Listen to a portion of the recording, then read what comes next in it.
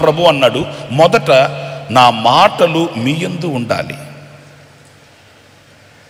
ఈరోజు దేవుని వాక్యాన్ని మన హృదయంలో ఎంత పటిష్టంగా స్థిరపరచుకుంటామో, దేవుని వాక్యాన్ని ఎంతగా ముద్ర వేసుకుంటామో, ఆ వాక్యము మీద ఎంత అభిలాష కలిగి అభిష్టం కలిగి బ్రతకగలుగుతామో, ఆ వాక్యం మిమ్మల్ని క్రీస్తునందు స్థిరపరుస్తుందండి.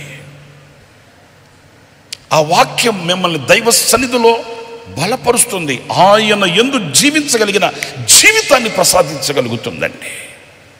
ఒక ప్రశ్న నేను మిమ్మల్ని స్వతంత్రంగా అడుగుతాను. మీ యందు దేవుని వాక్యమే ఉందా, లేక లోక సంబంధమైన మస్టు, లోక సంబంధమైన కుష్టు, లోక సంబంధమైన పాపం, లోక సంబంధమైన మలినమైన విషయాలు హృదయాల్లో నింపుకొని ఉన్నారా? మీరంతా ఏందో చాలా సీరియస్ అయిపోయారు నా మీద. ఏదో